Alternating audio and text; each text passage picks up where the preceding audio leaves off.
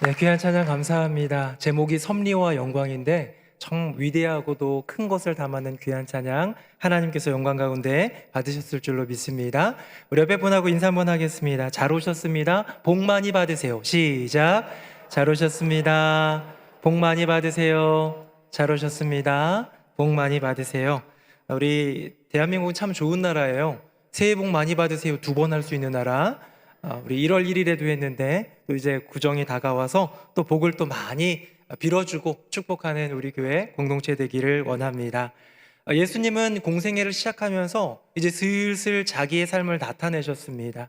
나타나다 보니까 기적도 나오고 능력도 나오고 이 언어 속에서 말씀의 영광도 나오다 보니 이제 스타덤에 오른 것 같아요. 갈릴리 지역에서 일어난 이 어떤 인기가 전국구로 이렇게 확장되기 시작합니다. 이렇게 전국적으로 인기를 얻기 시작하면 조심해야 합니다. 뭘요? 말을 조심해야 되고 행동을 조심해야 돼요. 왜? 더 큰 걸 바라본다면, 저 멀리에 있는 더 높은 걸 바라본다면 말과 행동, 언행을 조심해야겠지요. 지금 대선 시즌인데 이분들도 뭐 제가 만나보지는 않았지만 내가 대선 나올 줄 알았다면 이때 이 말 좀 조심할 걸, 이 행동 조심할 걸, 뭐 이런 생각하지 않겠습니까? 뭔가를 좀 조심해야겠다라는 생각을 할 수 있는데요. 예수님은 웬걸 스타덤에 오르기 시작하고 많은 사람들이 집중할 그때에 기상천외한 행동, 돌출 행동을 보입니다. 우리 오늘 본문에 1절부터 나오는 이 이야기의 근간이 되는 상황인데요. 화면 보시겠습니다. 제가 읽어볼게요. 모든 세리와 죄인들이 말씀을 들으러 가까이 나아오니 바리새인과 서기관들이 수군거려 이르되 이 사람이 죄인을 영접하고 음식을 같이 먹는다 하더라. 아멘. 여러분, 예수님 이제 스타덤에 오르고 이제 전국국 인기를 끌고 있는 그런 잘 나가는 인생인데요. 굳이 예수님이 왜 이런 행동을 하셔야 했을까라는 어떤 의구심이 들 만큼 그 당시에 모든 사람들이 손가락질하고 세상의 지탄을 받던 세리들, 죄인들과 더불어서 잔치를 열고 식사를 하고 어울려 놀고 포도주를 따르고 함께 노래 부르고 그런 모습을 보였다라는 것이죠. 이 모습을 보고 당대에 그래도 지성인이라고 불릴 만한 바리새인들과 서기관들은 놀랐습니다. 이게 무슨 일이지? 왜요? 내 세계관에서는 상상조차 할 수 없는 일이기 때문이죠. 그들의 이 심령 속에 머릿속에 있는 이 논리에 의하면 상종해야 될 대상은 잘 나가는 사람, 유력한 사람, 나를 이끌어줄 수 있는 사람, 율법으로 흠이 없는 사람, 그런 여러 가지 것들, 통칭하면 간단하게 이겁니다. 내게 유익이 될 사람과 만나는 것. 여러분, 이게 기본적인 논리 아닙니까? 오늘 설교 제목이 논리라는 단어가 들어가서요. 이 논리라는 단어를 우리 사전적인 정의를 한번 보도록 하겠습니다. 제가 한번 읽어볼게요. 논리는 말이나 글에서 사고나 추리 따위를 이치에 맞게 이끌어가는 과정이나 원리다라고 얘기하고 있는 것이죠. 이 이치에 맞는다라는 것은 보편적인 자연 법칙이나 어떤 그런 순리도 있겠지만 내가 생각할 때 내 생각에 맞는 것, 내 이치에 맞는 것이 내 논리가 되는 것 아니겠습니까? 사람을 만난다 할 때 누군가를 만나서 대하고 어울려 놀고 이걸 상종이라고 하는데요. 이런 상종한다 할 때 동서고금을 막론하고 오랫동안 중요한 논리로 자리 잡은 것은 내게 유익이 되는 사람을 만나는 거예요. 내게 해가 되는 사람은 어떻게 해야 됩니까? 꺼려야 되는 거죠. 옛날에 사자성어 이런 게 있죠. 근묵자흑, 먹이랑 가까이 하면 검어진다는 거예요. 근주자적, 이 주가 인주할 때 주자잖아요. 붉을 주. 이 붉은 거, 인주 이런 거 가까이 하면 당연히 빨개질 수밖에 없는 겁니다. 고려 말 조선 초기에 있었던 이 정몽주라는 충신이 있죠. 그의 어머니가 읊었던 시조가 하나 있지요. 정몽주가 이방원 이렇게 문병 갔다가 이방원이 아니라 이성계 문병 갔다가 그의 아들은 이방원이 베푸는 연회에 참석하러 가니까 엄마가 얘기합니다. 이 정몽주의 모친이 얘기합니다. 까마귀 노는 곳에 백로야 가지 마라. 저 더러운 정치판, 세상판, 저 충성스럽지 못한 이 간웅들이 일삼는 그곳에 충신이라면 넌 가지 말아야 돼 라는 말을 하는 것이죠. 여러분들은 어떻게 생각하십니까? 여러분은 누구를 만나기 원합니까? 인기 있는 사람, 잘 나가는 사람, 다른 거 다 제쳐두고 내게 유익이 되는 사람 아닙니까? 이제 어른이 되셨고 자녀를 키운다면 여러분의 자녀들은 누구를 만나기를 원하십니까? 옛날에는요 부모님들이 딱 그냥 기준이 이거였어요. 공부 잘하는 애 만나는 거. 여러분 그러지 않으셨어요? 저 중학교 1학년 때 저희 반에 반장이 있었는데요. 그 반장이 있는데 제가 뭐 축구하다가 농구하다가 놀다가 집에 들어오면 엄마가 염려도 하고 근심도 했지만 반장네 집에 간다고 그러면 언제든지 오케이였어요. 근데 반장네 집에 가면 제가 뭐 했는지 아세요? 제 부모님 지금 여기 계신데 제가 이제 얘기하지만 게임했어요. 게임. 걔네 집에 슈퍼 컴보이라는 게임기가 있었거든요. 그래서 바깥에서 운동하는 것보다 반장네 집에 가서 게임하는 게 어떻게 보면 더 좀 별로일 수 있는데요. 반장이라는 이유만으로 그냥 허용해 주는 거예요. 왜? 걔는 공부 잘하니까. 걔랑 어울리면 뭐 더 잘 될 것 같으니까 라는 생각이 우리 안에 있다라는 거죠. 자, 예수님 스타덤에 올랐고 인기를 이제 얻기 시작했고 뭔가 많은 사람들의 지지를 받는다면 이제 좀 더 큰 일을 해야 된다면 누군가는 저분이 선지자다, 누군가는 혹자는 메시아 아닐까라고 얘기할 정도라면 예수님은 언행을 잘 삼가서 이제는 정말 종교 지도자, 유력 인사들, 사실상 가장 높은 위치에 있었던 사람들 중에 하나인 산헤드린 공회원 니고데모도 찾아온 걸 보면 예수님을 만나고 싶은 종교 지도자들이나 높은 권력층들 있었을 거예요. 그런데 그런 사람들을 만나는 것이 아니라 이렇게 가난하고 어려운 사람들 정도가 아니라 죄인, 세리, 창녀, 그들의 친구가 된 예수님의 이 모습을 볼 때 우리는 의아하다라고 생각할 수 있는 것이죠. 이런 돌출 행동을 보여지면 이 돌출 행동이라는 건 다른 사람들을 당황하게 하는 예상치 못하는 행동을 돌출 행동이라고 하거든요. 예수님이 보여주신 이 돌출 행동을 볼 때에 우리는 두 가지 중에 하나라는 걸 알 수 있어요. 일반적으로 돌출 행동을 하는 사람은 두 가지 부류 중에 한 사람입니다. 첫 번째는 관종이에요. 속된 말이긴 한데요. 관심병 환자지요. 너무 관심받고 싶은 거예요. 환자 이 정도까지는 아니어도 우리 꼬마 아이들을 키우다 보면, 내 자녀들 키우다 보면 이 엄마 아빠의 관심을 받고 싶어서 이상한 행동을 하는 경우가 있잖아요. 그렇죠? 이런 게 돌출 행동인데 이것은 관심받고 싶은 거예요. 이게 전자입니다. 후자는 뭐냐? 내가 관심받고 싶어서가 아니라 내 생각, 내가 가는 방향, 내 삶 자체가 평범한 사람들과 다르기 때문에 당연히 특이한 행동을 할 수밖에 없는 사람들. 관종이 아니라 괴짜 또는 기인이라고 하지요. 여러분, 예수님은 전자입니까? 후자입니까? 예수님은 관심을 끌기 위해 이런 특이한 돌출 행동을 한 겁니까? 아니면 예수님에게는 또 다른, 범인들과는 다른, 평범한 사람들과는 다른 분명한 길이 있었기 때문에 이 행동을 한 것일까요? 어느 누군가는 정치적으로 예수님의 어떤 삶을 푸는 사람들이 있는데요. 예수님의 이 행동은 포퓰리즘이었다라고 얘기하는 사람이 있어요. 예수님은 고향이 베들레헴 촌동네고 자라나신 동네가 나사렛 촌동네고 활동하신 데가 갈릴리 촌동네다 보니까 이게 이제 포퓰리즘에 의해서 높이 있는 사람들보다는 서민들 중심으로 여론을 형성했다. 이런 말을 하는데요. No! 절대 그렇지 않습니다. 예수님은 원초적으로 세상과는 다른 생각, 세상의 논리가 내게 유익이 되는 사람을 만나는 것이 세상의 논리라면 예수님은 세상의 논리와는 다른 예수님의 논리, 하늘의 논리가 있었기 때문에 이런 세상 사람들이 볼 때에는 독특한 행동, 돌출 행동을 보여준 것 아니겠습니까? 이렇게 수군거리는 이 바리새인들 서기관들을 보면서 예수님은 세 가지의 이야기를 들려줍니다. 우리가 너무 잘 아는 잃어버린 것들 시리즈지요. 이 세 가지 이야기를 들려주는데 첫 번째 것이 바로 오늘 본문에 나오는 잃어버린 양의 비유이지요. 화면 보시고 오늘 본문 4절 같이 한번 읽어봅니다. 시작. 너희 중에 어떤 사람이 양 100마리가 있는데 그 중에 하나를 잃으면 99마리를 들에 두고 그 잃은 것을 찾아내기까지 찾아다니지 아니하겠느냐? 아멘. 한 마리를 찾아다니는 목자의 그 애끓는 그 마음, 그 험한 어두운 산골을 헤매는 이 목자의 진실된 모습, 이건 감동적인데요. 저는 어렸을 때부터 이 본문을 보면서 이런 생각을 했습니다. 유년기, 초등학교 때, 이때는 이런 생각했습니다. 99마리의 양떼를 들여다 두고 가면 늑대가 나타나면 어떻게 하지? 라는 생각.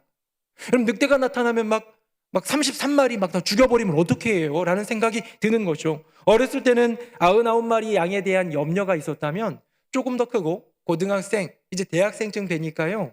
이젠 세상의 논리가 제 안에도 들어옵니다. 이러다 보니까 이렇게 생각이 듭니다. 이건 너무 무모한 것 아닐까? 비효율적인 것이 아닐까? 99마리 양이 늑대에 잡혀 먹히는 것, 이렇던 그냥 생명의 문제가 아니라 너무 손해가 아닐까라는 생각이 드는 거예요. 여러분은 이 본문을 보면서 예수님의 이 행동이 왠지 좀 손해볼 것 같다라는 생각을 들지는 않으셨습니까?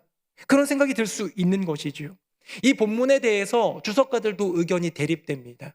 이 양떼들, 99마리의 양떼들을 어떻게 하고 이 목자는 떠났을까? 한 마리 양을 구하기 위해 떠났을까라는 이 의견에 대해 주석가들의 의견이 대립이 됩니다. 어느 게 맞다 틀리다 할 수는 없어요. 왜? 성경이 명확하게 얘기해주고 있지는 않으니까요.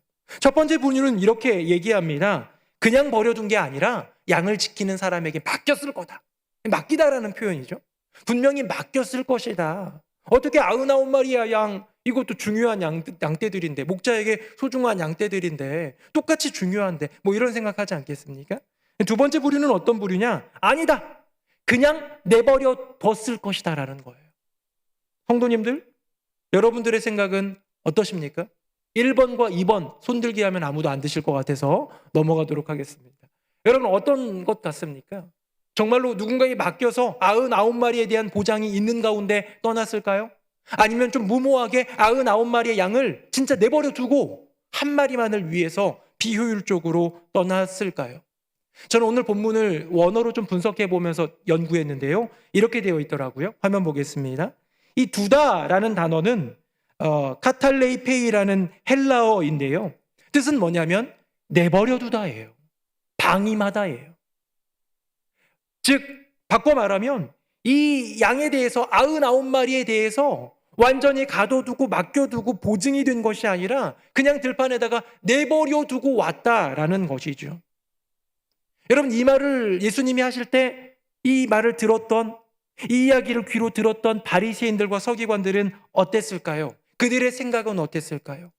여기 심령에 있는 세상 논리를 가지고, 여기 머릿속에 가득한 세상적인 세계관을 가지고 예수님의 이야기를 들었을 때, 야, 그 행동은 어리석은 행동이구나 라고 생각했을 겁니다. 비효율적이고 비합리적이다 생각했을 것입니다. 몰상식하다라고 여겼을지도 모릅니다. 저는 누가복음 15장에 나오는 세 가지의 그 이야기, 잃어버린 양이 있고요, 잃어버린 드라크마, 동전이 있고요, 잃어버린 아들, 탕자의 이야기, 이렇게 세 가지가 이어진단 말이에요. 조금씩 다를 수 있는데 여러분은 어떤 구별점을 발견하셨습니까? 저는 일단 숫자에 대해서 좀 구별점을 발견했는데요. 표로 한번 제가 정리해 보도록 하겠습니다. 화면 봅니다. 잃어버린 양은 100마리 중에서 한 마리예요. 그러면 남겨진 양은 몇 마리입니까? 99마리죠. 1대 99입니다. 동전은 10개였어요. 그렇기 때문에 잃어버린 동전 1개를 찾았기에 1대 9가 되고요. 아들은 2명이었습니다. 맏아들은 집에 있었고 집 나간 둘째 아들 탕자를 찾고 기다리는 아버지의 모습이기에 1대 1인 거예요. 여러분 저는 여기서 이 세 가지 이야기가 잃어버렸다, 무언가를 잃어버린 것을 다시 찾는 기쁨, 그 감격, 그 행복, 이거에 대해서 얘기하고 있기 때문에 그 공통점이 있다는 건 알겠는데요. 이 세 가지 이야기에는 조금씩 차이점이 있는 거죠. 다음 보겠습니다.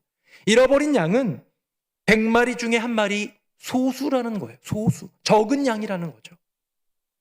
잃어버린 동전은 완성의 개념입니다. 우리가 몇 번 설교 중에도 들어보셨겠지만 이 10개의 드라크마는 결혼 지참금, 결혼의 표식입니다. 우리로 얘기하면 결혼 반지 정도 될까요?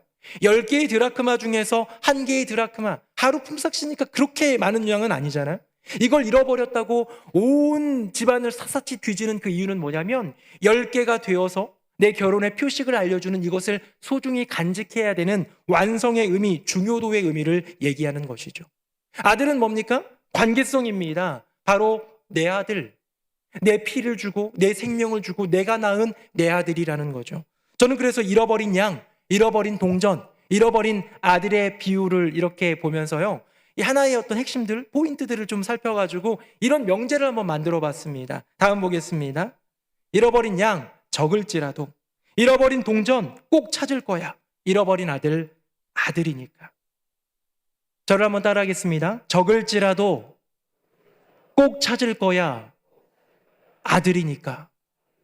이게 누가복음 15장 전체에 흘러가는 중요도, 그것을 찾기 위해 몸부림치고 끝없이 기다리는 그 모습을 보여주는 사랑의 모습 아니겠습니까? 그렇다면 오늘 본문에 나오는 잃어버린 양은 어디에 초점이 있습니까? 적다라는 게 있는 거예요. 100마리의 양 중에 한 마리밖에 없을지라도 여러분 여기에 초점이 있는 것 아니겠습니까? 바리새인들 서기관들이 이 한 마리 양을 찾기 위해 99마리를 놓고 버려두고 방임하고 간다? 이거에 대해서 충격을 받았던 이유는 뭐냐면 그들의 머릿속에는 경제 논리가 가득했기 때문입니다. 여러분 경제 논리가 무엇입니까? 사전적인 정의에 보면 경제적인 효율이나 이익이 높은 쪽을 따르는 논리예요. 간단하게 해볼까요? 돈 되면 다 한다는 얘기예요.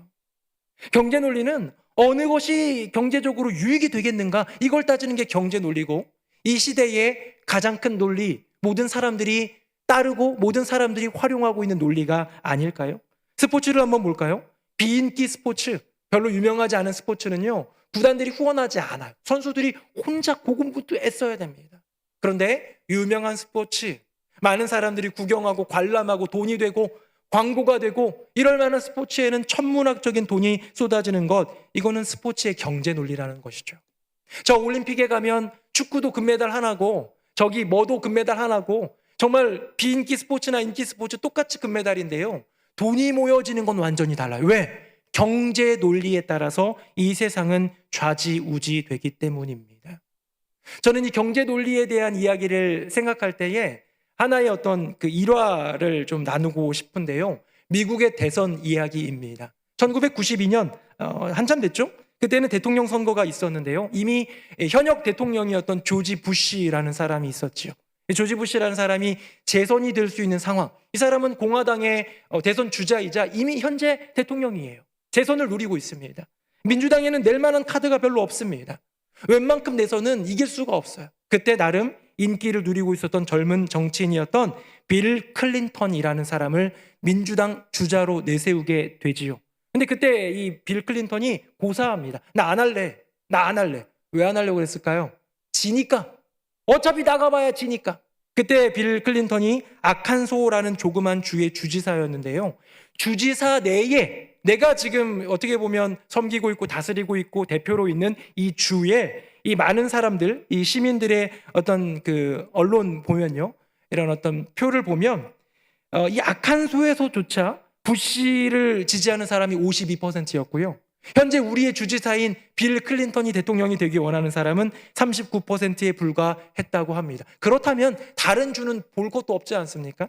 이렇게 어려웠던 상황 속에서 빌 클린턴이 민주당 당시 대선 주자로 이제 뛰어오르게 되었는데요. 누가 이겼습니까? 빌 클린턴이 이겨요. 어마어마한 대역전극을 펼칩니다.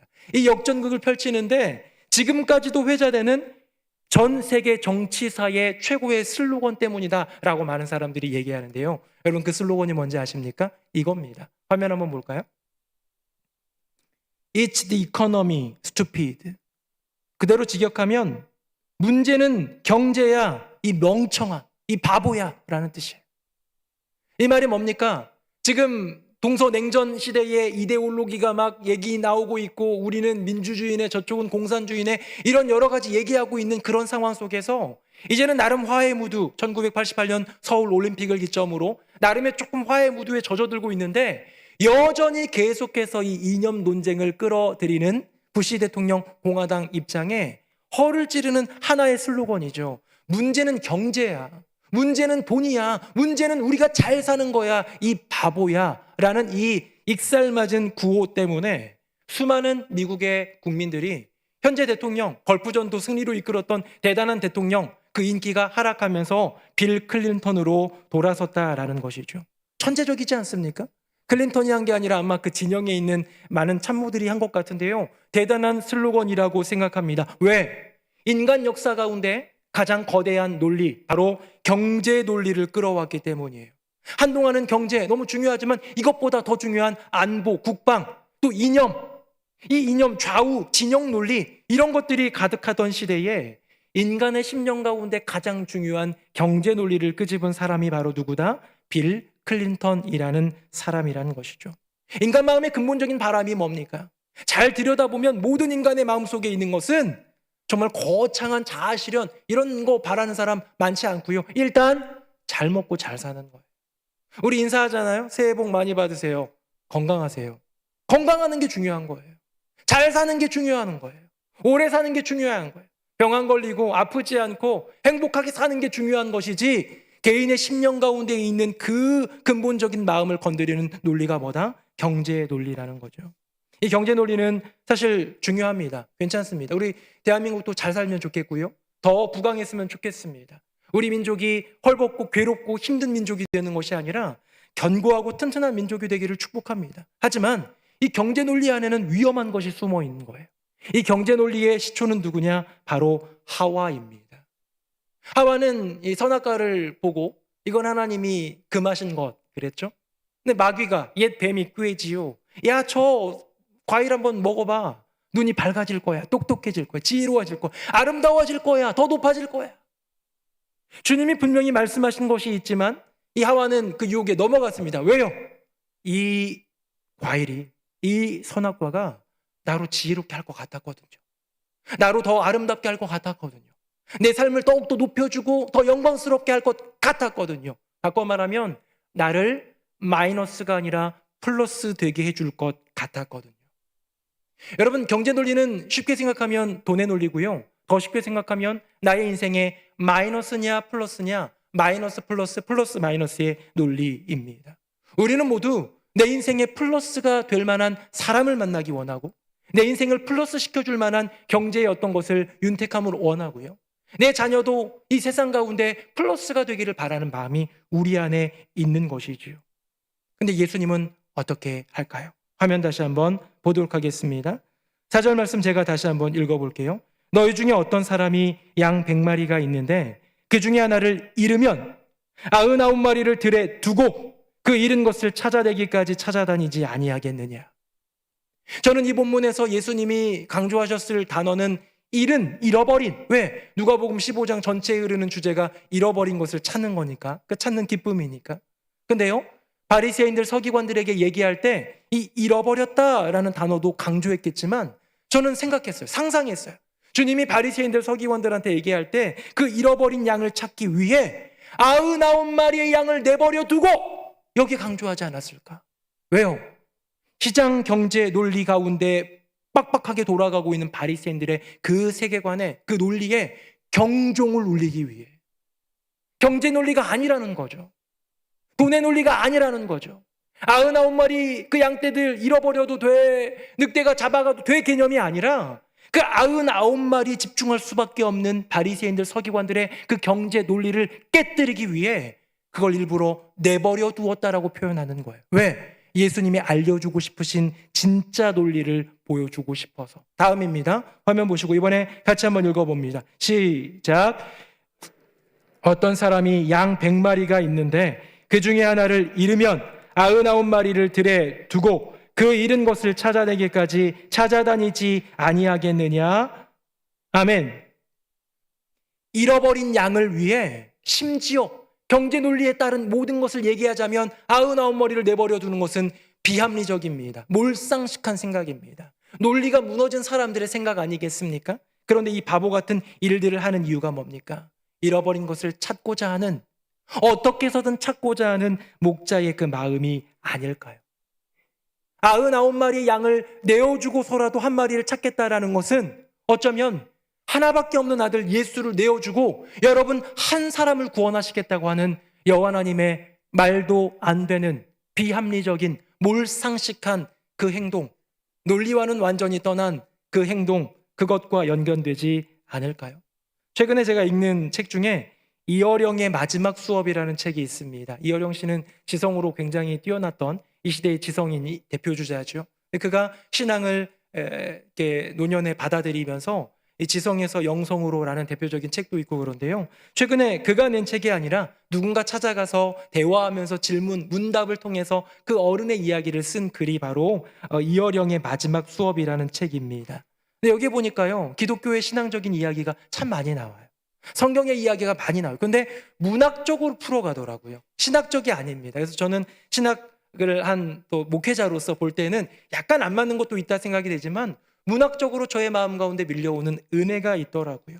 거기서 오늘 본문에 나오는 누가복음 15장 탕자 이야기를 하는데 이렇게 얘기합니다.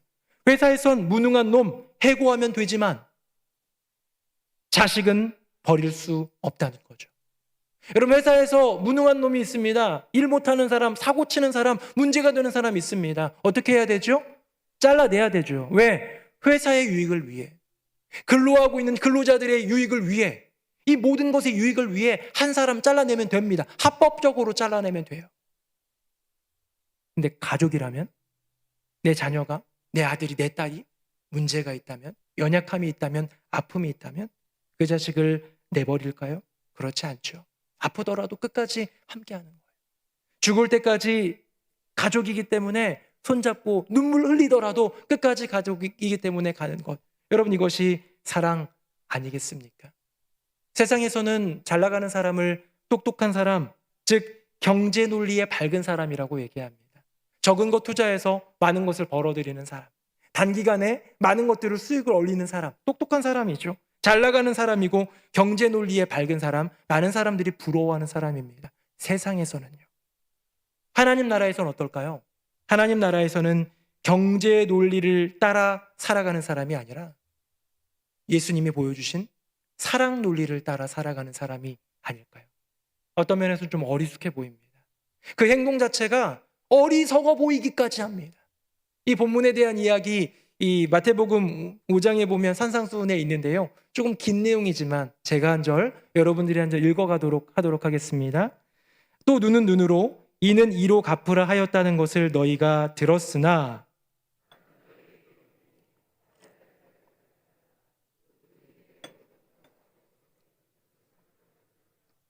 또 너를 고발하여 속옷을 가지고자 하는 자에게 겉옷까지도 가지게 하며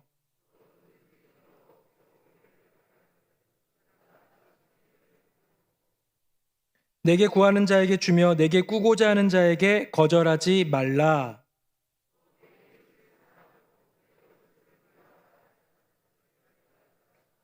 나는 너희에게 이르노니 너희 원수를 사랑하며 너희를 박해하는 자를 위하여 기도하라. 그러므로 하늘에 계신 너희 아버지의 온전하심과 같이 너희도 온전하라. 아멘.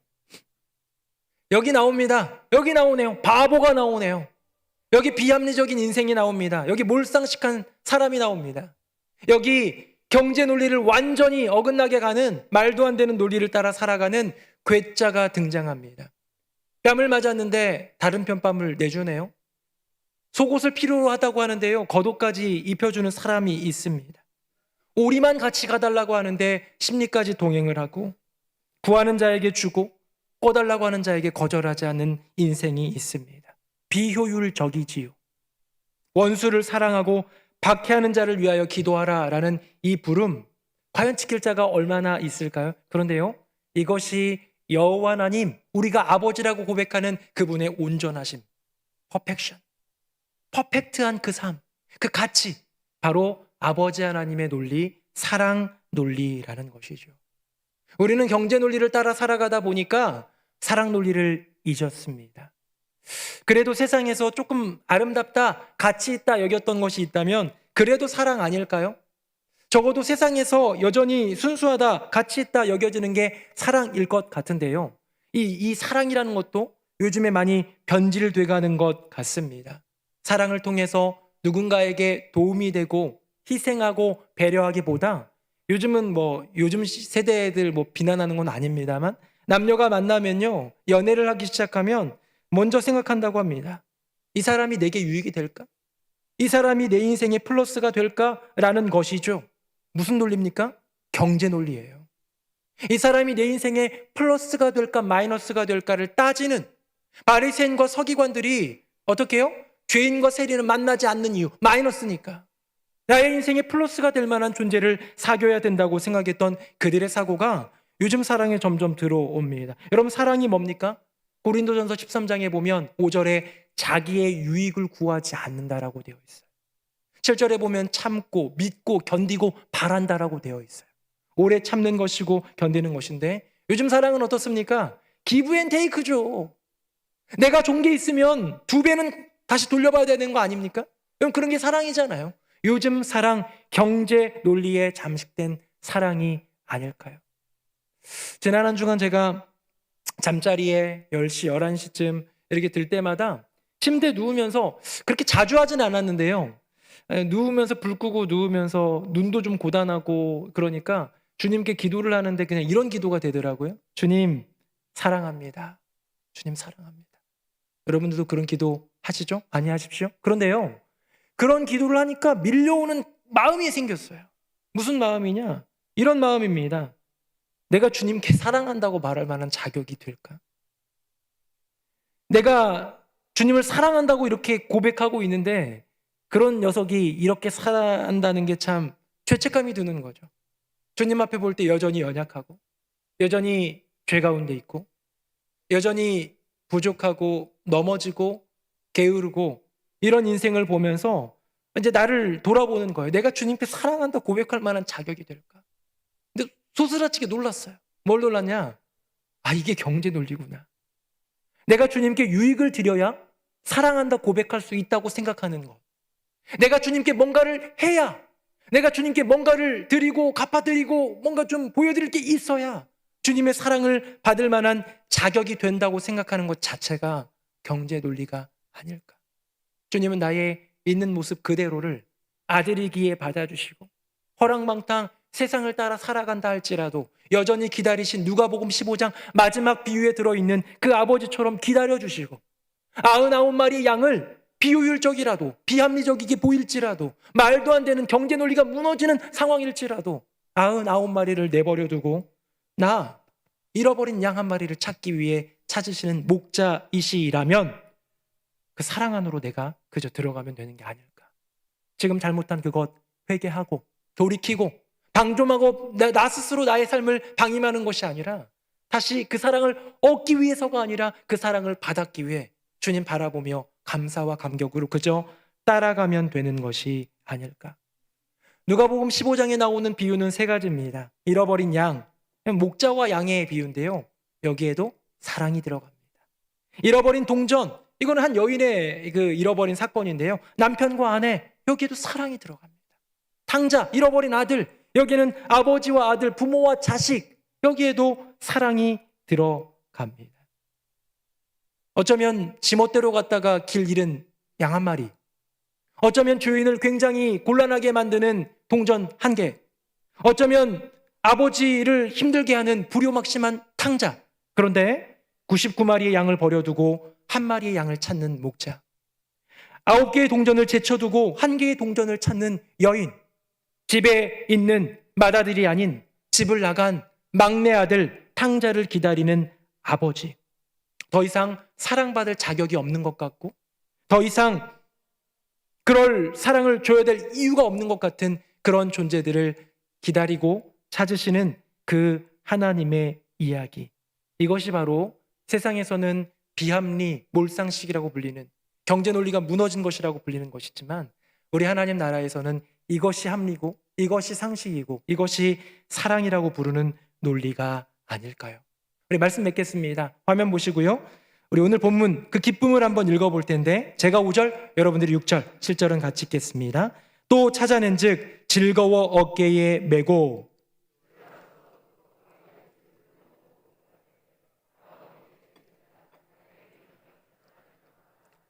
같이요. 내가 너희에게 이르노니 이와 같이 죄인 한 사람이 회개하면 하늘에서는 회개할 것 없는 의인 99으로 말미암아 기뻐하는 것보다 더하리라. 아멘. 사랑하는 성도님들, 예수님의 기쁨을 아십니까?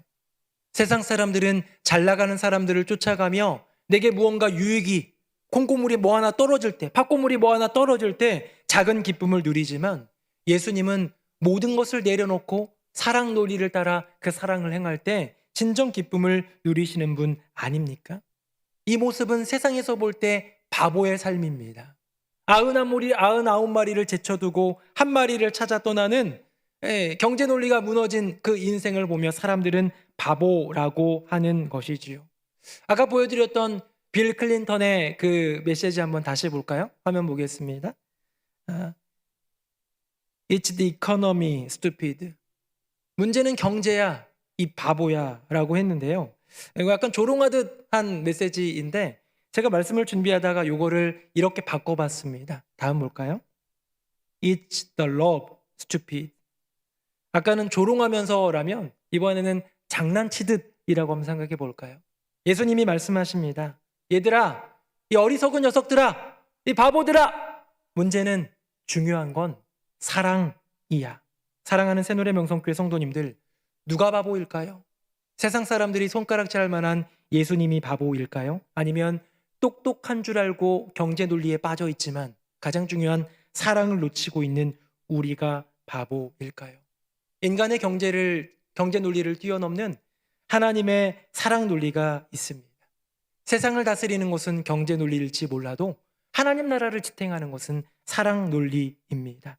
돈이 아니라 사랑, 경제 논리가 아니라 사랑 논리를 따라 예수님의 그 사랑을 전하는, 세상에서 볼 땐 바보이지만 하나님 나라에서 볼 때는 예수님을 닮은 그 삶을 살아가는 저와 여러분 되기를 예수님의 이름으로 축복합니다. 아멘. 우리 함께 찬양하겠습니다.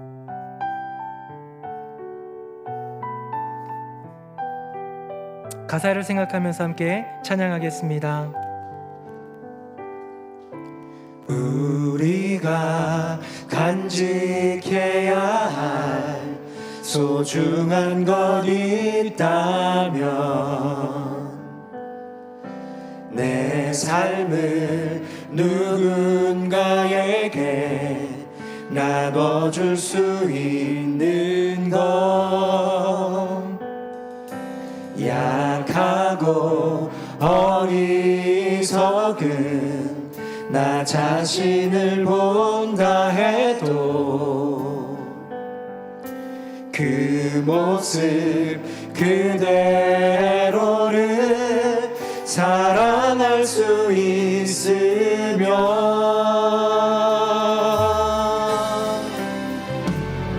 비교하기보다는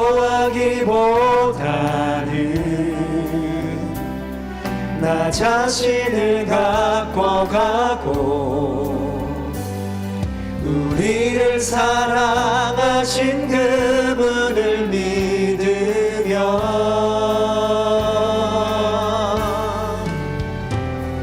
외로운 사람들 품에 안아줄 수 있도록 우리 맘속에 소중한 것을 간직하며 살아요. 가고 어리석은 나 자신을 본다 해도 그 모습 그대로를 사랑할 수 있으며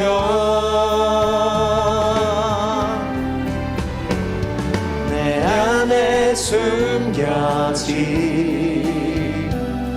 큰 비밀을 발견하고 그 소중한 꿈 안에 내 삶을 이루며 삶에 지친 사람들 찾아와 쉬어가도록 우리 맘속에 누군가의 자리 남겨두며 살아요. 사랑하며 살아요. 사랑하며 살아요. 우리 함께 기도하기 원합니다. 나의 삶에, 나의 생각에, 나의 세계관에 경제 논리가 가득하여 돈, 내게 유익이 되는 것만을 쫓아서 살아오지는 않았는지요. 이 시간 기도할 때 아버지 하나님, 나의 생각과 삶 가운데 있는 경제 논리, 세상의 논리가 빠지고 사랑이라는 예수님의 그 논리, 하늘의 논리가 나를 지배할 수 있도록 은혜 더하여 주시옵소서. 예수님이 그렇게 어렵고 힘든 인생, 세리와 죄인들과 가까이하며 그 삶을 내어 주었던 것처럼 우리도 그 사랑을 따라 살아갈 수 있는 인생 되게 하여 주시옵소서. 우리 다 함께 통성으로 기도하겠습니다. 함께 기도합니다. 살아계신 아버지 하나님, 우리의 삶 가운데 주어진 모든 걸음 속에서 어쩌면 우리는 세상의 논리, 이른바 돈의 논리, 경제 논리라고 부르는 것들을 따라 살아왔는지도 모릅니다. 나의 인생에 유익이 되지 않는다고 생각되면 거절하였고 멀리하였고 손가락질하였고 선을 그었던 나의 인생. 하지만 예수님이 보여주셨던 돌출 행동을 통하여 예수님의 논리가 무엇인지를 깨닫습니다. 주님의 논리는 사랑의 논리였습니다. 돈의 논리, 내 인생의 유익의 논리가 아니라 기꺼이 나의 삶을 내어주는 하나님 나라의 하늘의 논리, 사랑의 논리. 이제는 그 사랑을 따라 살아갈 수 있는 인생 되게 하여 주시옵소서. 비록 내게 유익이 되지 않을 것 같아 보일지라도 성경이 말한다면, 하나님의 말씀이 이야기한다면, 주님께서 우리에게 친히 들려주신다면 그 말씀 따라, 그 원리 따라, 그 논리를 따라 사랑을 전하며 살아갈 수 있는 우리 모두가 되게 하여 주시옵소서. 아멘. 살아계신 아버지 하나님, 우리는 그동안 세상이 이게 합리적이다, 이게 상식적이다 얘기하는 그대로 경제 논리를 따라 살아왔습니다. 돈이 중요했고 내 삶의 유익이 중요했습니다. 하지만 예수님이 보여주셨던 돌출 행동을 통해, 예수님이 들려주시는 그 새로운 논리를 통해 우리의 심령에 역시 경종을 울리게 하여 주시고, 경제 논리가 아닌 예수님이 보여주신 사랑의 논리를 따라 살아가는 우리 모두가 되게 하여 주시옵소서.